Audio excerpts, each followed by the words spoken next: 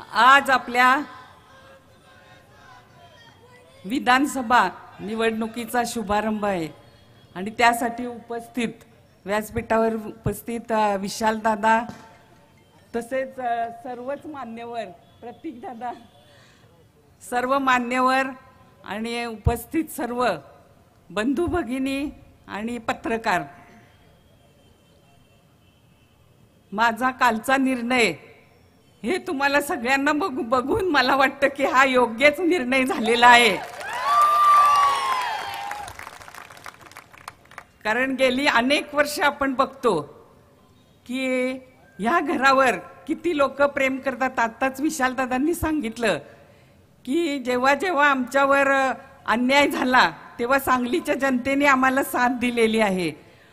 पण गेली 9 वर्ष आम्ही सुद्धा काँग्रेस पक्षाचं काम करतोय। म्हणजे मी गेली 35 वर्ष म्हणजे यांच्याबरोबर मी काम केलंच आहे। पण तेव्हा भाऊ सक्रिय होते, तेव्हा मी महिलांसाठी बचत गटांसाठी बरंचसं काम केलं, महिलांना स्वतःच्या पायावर उभं करण्याचं काम केलं। पण काही लोकांना वाटतं की आम्ही 10 वर्ष झाली आम्ही काँग्रेसचं काम करतोय, आमच्यावर अन्याय झालाय, काँग्रेसचं काम आंदोलन सगळं आम्हीच करतो, काँग्रेस आम्ही वाढवली। तर मला त्यांना एवढंच सांगायचंय की आम्ही गेली अनेक वर्ष हे काँग्रेसचं काम करतोय। आताच विशाल दादांनी सांगितलं की ते खासदार झाले तेव्हा त्यांनी काँग्रेस पक्षालाच पाठिंबा दिला आणि मदन भाऊ जेव्हा गेल्या 35 वर्षातनं एकदाच त्यांना आमदारकी मिळाली होती आणि त्यावेळेला 11 आमदारांना घेऊन ते काँग्रेसमध्येच गेले। पण शेवटी 8च महिने त्यांना काम करायची संधी मिळाली, पण त्या संधीचं सोनं करायचं काम त्यांनी केलं त्या काळात। आणि त्या काळात अनेक असे निर्णय झाले की आपल्या इथलं झोपडपट्टी पुनर्वसन असू दे, रस्त्याची कामं असू देत किंवा खोकीधारकांचा प्रश्न असू दे, तर ही सगळी कामं त्या काळात झाली। आणि आपल्या सांगली शहराला चांगलं वारणेचं शुद्ध पाणी मिळावं यासाठी सुद्धा मदन भाऊंनी खूप प्रयत्न केले। ती योजना अजून रखडलेली आहे आणि ती योजना सुद्धा आम्हाला पूर्ण करायची आहे। आणि मला वाटतं की आता जे म्हणतात की आम्ही काँग्रेस पक्ष वाढवला मला आणि मी सांगते की जेव्हा त्यांच्या प्रचाराचा नारळ इथे फुटला त्या प्रचाराच्या शुभारंभालाच तुम्ही एक ते म्हणतात आता म्हणतायत तसं, पण त्यावेळी ते काय म्हटले आणि विशाल दादा काय म्हटले याचा व्हिडिओ तुम्ही बघू शकता, म्हणजे तुम्हाला कळेल की त्यावेळेला काय घडलं होतं। तुम्हाला सगळ्यांना माहिती की आता कोणी काही म्हणत असलं तरी मागच्या वेळेला जेव्हा मदन भाऊ गेल्यानंतर मी सुद्धा पक्षाकडे उमेदवारी मागितली होती आणि त्यावेळेला आम्हाला पक्षाने थांबवलं आणि आम्ही अगदी प्रामाणिकपणे उमेदवाराचा प्रचार केला आणि त्याला विजयाच्या समीप आणून ठेवलं।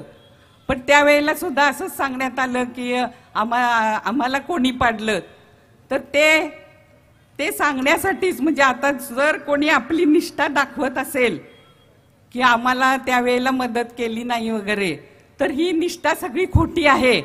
कारण कालच वसंतदादांच्या समाधीवर ज्या वसंतदादांच्या नातवाला तिकीट मिळालं नाही त्या समाधीवर जाऊन त्यांनी शपथ घेतली आहे, त्याच्यासाठी त्यांनी किती काम केलं हे त्यांनी दाखवून द्यावं। त्यावेळेला इथे स्टेजवर यायचं हिंमत सुद्धा दाखवली नाही आणि वसंतदादांच्या समाधीवर जाऊन आता त्यांनी शपथ घेत आहेत।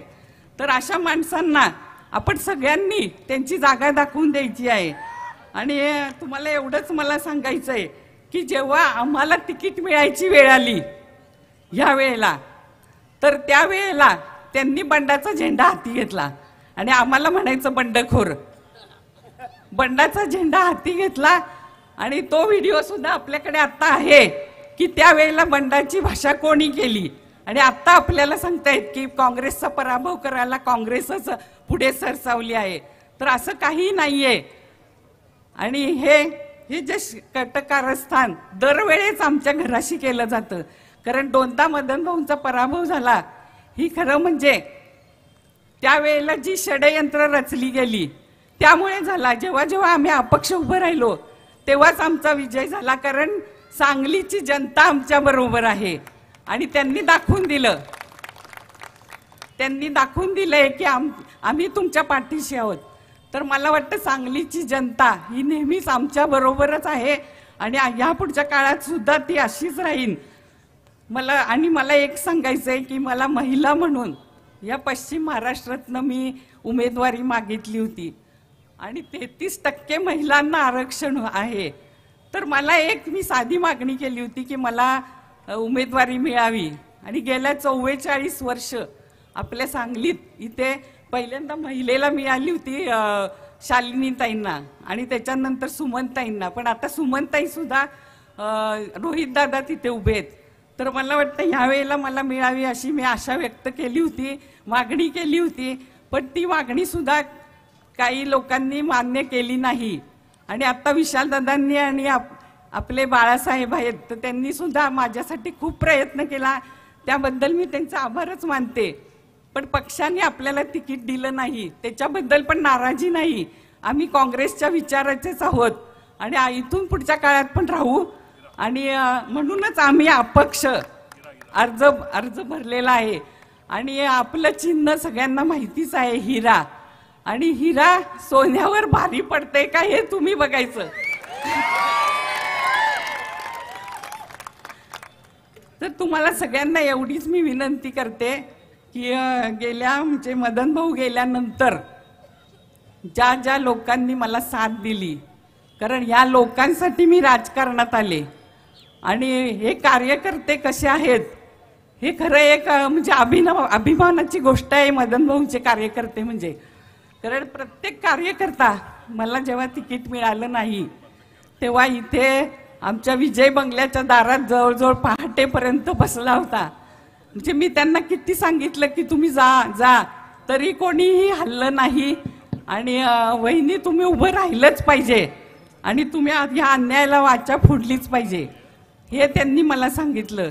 ह्या जे माझे कार्यकर्ते आहेत तर त्या कार्यकर्त्यांना ताकद द्यायचं काम मी गेली 9 वर्ष करत आहे माझ्या परीने. पण इथून पुढच्या काळात सुद्धा ह्या कार्यकर्त्यांसाठीच आणि आपल्या सांगलीच्या जनतेसाठी, कारण आमची नाळ ही नेहमीच तळागाळातल्या लोकांसाठी सामान्य लोकांसाठी आहे. आणि आम्हाला प्रत्येक प्रश्न हा माहिती आहे सांगलीच्या लोकांचा. गल्लीबोळातला प्रश्न आम्हाला माहिती आहे, कारण मी गेली 40 वर्ष 35 ते 40 वर्ष मी ह्या सांगलीच्या जनतेच्या सहवासात आहे. त्यामुळे आम्हाला सगळे इथले प्रश्न माहिती आहेत. आणि हे प्रश्न सोडवण्यासाठी आता आपण विशालदादांना संसदेत पाठवलंय आणि त्याविषयी ते आवाज सुद्धा उठवत आहेत. पण इथून पुढच्या काळात जर तुम्ही मला संधी दिलीत तर नक्कीच त्या संधीचं मी सोनं करेन. आणि आपल्या इथे तुम्हाला माहितीच आहे की महिलांवर अत्याचार होत आहेत किंवा आपल्या इथे संजय नगरमध्ये सुद्धा अत्याचार झालेत. तर तुम्ही मला संधी दिलीत तर मी पहिले आपल्या सांगलीमध्ये कानाकोपऱ्यात CCTV बसवायचं काम नक्कीच करेन. आणि महिलांचे जे प्रश्न असतील ते सोडवण्याचा प्रयत्न करेल. इथे बरेचसे प्रश्न आहेत, शेतकऱ्यांचे आहेत, व्यापाऱ्यांचे आहेत, सर्वसामान्य लोकांचे आहेत, महिलांचे आहेत. ह्या सर्व प्रश्न सोडवण्यासाठी मी तुम्हाला ग्वाही देते. आणि आपल्याला BJPला हरवायचं आहे. त्यामुळे महागाईच्या विरुद्ध आपल्याला लढा द्यायचा आहे. त्यामुळे आपण सर्वांनी हिरा या चिन्हासमोरलं बटन दाबून मला निवडून द्यावं अशी मी तुम्हाला सर्वांना विनंती करते. तुम्हाला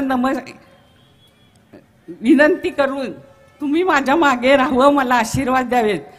कारण तुम्हाला माहिती आहे की एक बाई ही आता लढा द्यायला उभी राहिलेली आहे आणि ह्या लढ्यात तुम्ही सामील व्हायला पाहिजे. खरं म्हणजे मदन भाऊ गेल्यानंतर मला खूप असं एकटं पडल्यासारखं वाटलं होतं.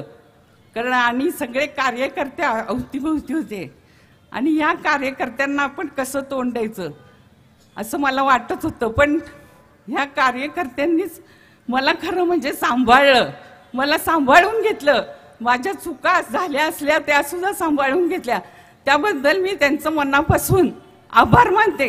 कारण आता सुद्धा अशी लोकप्रियता आणि प्रेम एखाद्या नेत्याला मिळत नाही, पण ते मला मिळालं,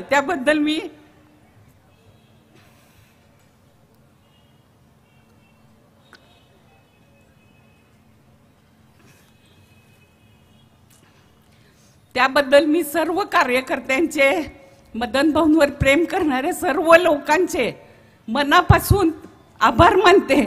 कारण त्यांनीच मला ह्याच्यात आणलंय आणि आता त्यांनीच मला निवडून द्यायचंय. कारण आता 15 दिवसच फक्त उरलेले आहेत आणि आपल्याला सगळ्यांना ही लढाई जिंकायची आहे. ही लढाई जिंकण्यासाठी तुम्ही आता रात्रीचा दिवस केला पाहिजे. तुम्ही मला तसं वचन सुद्धा दिलंय आणि ते आपण सगळे मिळूनच पाळूया. आता विशाल दादा आपल्या मागे आहेत, प्रतीक दादा आहेत, आपले सगळे दिगंबर दादा आहेत आणि सगळेच आपले स्टेजवरील मंडळी आपल्या बरोबर आहेत. तर मला वाटतं की आपण सर्वांनी इथून पुढच्या काळात, मला जसं तुम्ही मदन भाऊंवर प्रेम केलं तसं ते थोडं तरी प्रेम मला द्या आणि मला निवडून आणा, एवढीच मी तुम्हाला सगळ्यांना विनंती करते आणि माझे 2 शब्द संपवते. धन्यवाद. एबीपी माझा, उघडा डोळे बघा नीट.